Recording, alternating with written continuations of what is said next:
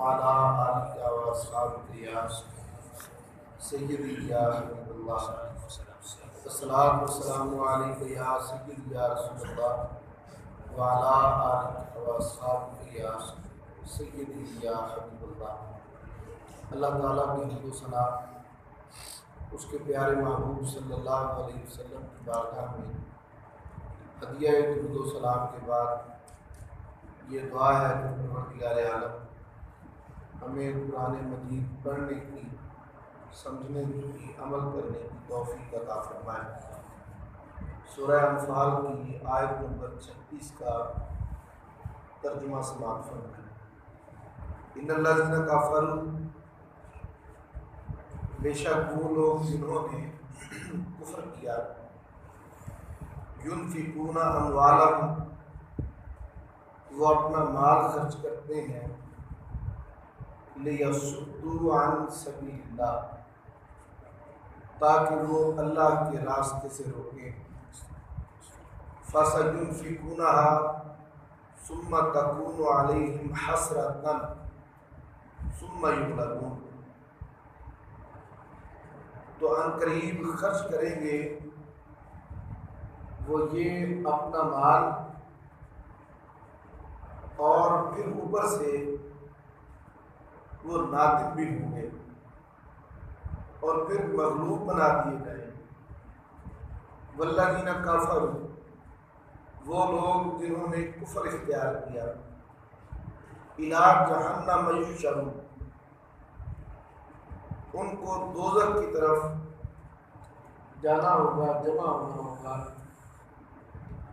اس آیت مبارکہ کا پہلا حصہ کفار کے مال خرچ کرنے کا مقصد، یہ بات ہو رہی ہے جب غزوات ہوتے۔ غزوہ بدر کی مثال لے لیں کہ جو غزوہ بدر ہے اس میں کفار میدان بدر میں پہنچے اور روزانہ 10 اونٹ ذبح کیے جاتے ہیں، اور وہ جو 10 اونٹ ذبح کرنے کی ذمہ داری تھی وہ باری باری کر کے 12 آدمیوں نے اپنے ذمہ لی ہوئی تھی، جن میں ابو جہل تھا، عتبہ تھا، شیبہ تھا، ابو البختری تھا، نضر ابن حارث تھا، حکیم ابن حزام تھا۔ اس طرح یہ 12 افراد تھے جن کے ذمہ تھا کہ ایک دن ایک کی باری ہے، دوسرے دن دوسرے کی باری ہے۔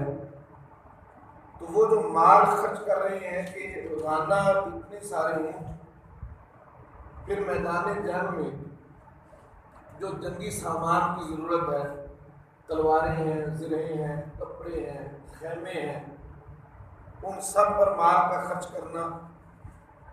اور یہ سارے کا سارا مال کس لیے خرچ کیا جا رہا تھا؟ فرمایا ينفقون اموالهم ليصدوا عن سبيل اللہ، وہ مال خرچ اس لیے کر رہے تھے کہ خدا کی راہ سے روکے، جو مسلمان ہیں ان کو ختم کر دیا جائے، جو نبی مکرم صلی اللہ علیہ وسلم اسلام کی تبلیغ کر رہے ہیں اس تبلیغ کا خاتمہ ہو۔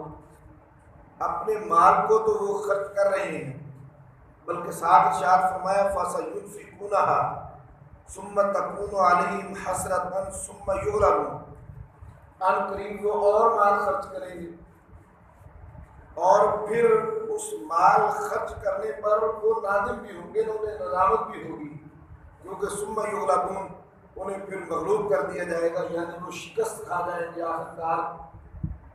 یہ قرآن پاک کی آیا مبارکہ کو یہاں تک ایک مرتبہ پھر پڑھیں۔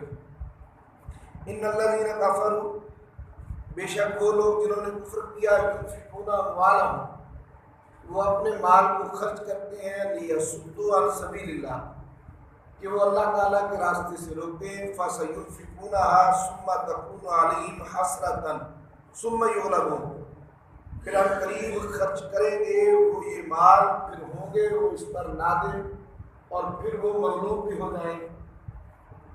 ایسا مال جو حق بات کو روکنے کے لیے استعمال کیا جاتا ہے، جو اللہ تعالیٰ کی راہ میں کوئی عمل کر رہا ہو اس سے روکنے کے لیے استعمال کیا جاتا ہے، وہ چیز جو اللہ تعالیٰ کے راستے سے روکنے کے لیے استعمال کی جاتی ہے، آخرکار ہوتی تو اس کو شکست ہے، وہ مال خرچ کرنے والا آخرکار شرمندہ ضرور ہوتا ہے، لیکن پھر وقت گزر چکا ہوتا ہے۔ والذین کفروا الی جہنم یحشرون، اگر وقت گزر چکا ہو تو پھر اس کے بعد اس کا ٹھکانہ تو دوزخ ہی ہوتا ہے، اس کو دوزخ کی طرف لے کے جایا جاتا ہے۔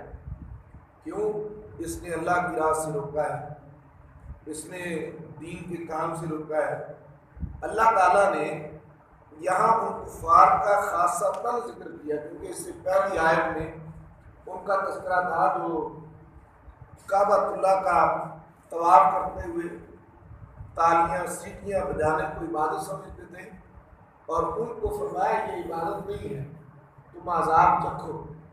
ایک عبادات کے نظام کو بگاڑا، اور دوسرا جو کوئی خدا کی راہ کو اپنائے ہوئے ہے اس کے روکنے کے لیے مال کو خرچ کیا۔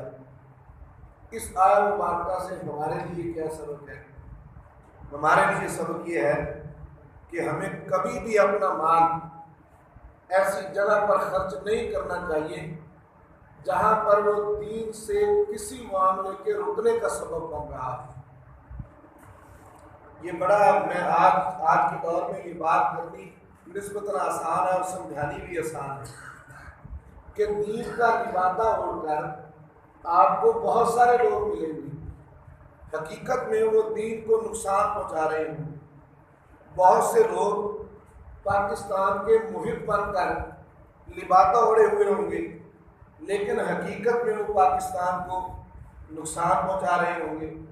ابھی آنے والے مہینے میں اور اس کے بعد قربانی کا موسم آ جائے گا، آپ کو رنگ برنگی تنظیمیں، رنگ برنگے لوگ نظر آئیں گے، لیکن اگر ان کو اندر سے کھنگال کے آپ دیکھیں تو یہ دشمن عناصر ہیں جو ہمیشہ ملک پاکستان کو کمزور کرتے ہیں اور ہمیشہ اس کو نقصان پہنچانے کی کوشش کرتے ہیں، یا ہمیشہ جہاں پہ مسلمان اتحاد کی فضا قائم کر رہے ہوں وہاں پہ یہ منافرت پھیلانے کی کوشش کرتے ہیں۔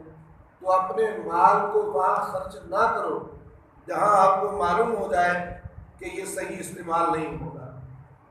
آپ اپنے مال کو وہاں خرچ کریں جہاں دین کے وہ کام آئے، جہاں وہ اسلام کے کام آئے، جہاں شخصیت پرستی شروع ہو جائے وہاں سے اپنے مال کو بچا لیں۔ جہاں پر سارا کام کسی ایک شخصیت کے لیے ہو رہا ہو وہاں اپنے مال کو بچائیں۔ جہاں پہ دین اسلام کے نام پر دھوکہ دیا جا رہا ہو وہاں اپنا مال خرچ نہ کریں۔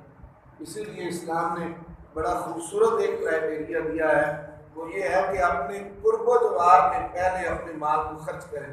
اس سے زیادہ ہو تو پھر آپ باہر چلے جائیں۔ کیوں؟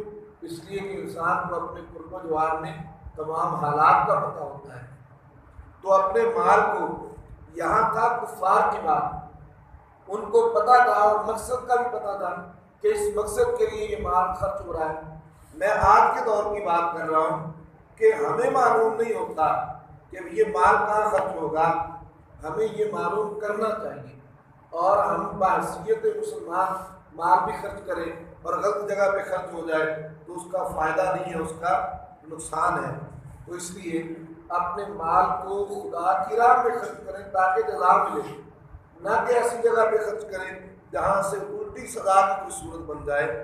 تو اللہ تعالیٰ کی بارگاہ میں ہم یہ دعا کرتے ہیں کہ اللہ تعالیٰ ہمیں رزق حلال بھی عطا فرمائے اور اس کو خرچ کرنے کی توفیق بھی عطا فرمائے، اور خرچ بھی وہاں کرنے کی توفیق عطا فرمائے جہاں پر خرچ کرنے سے اس کی بارگاہ سے جزا ملتی ہے۔ وآخر دعوانا الحمدللہ رب العالمین۔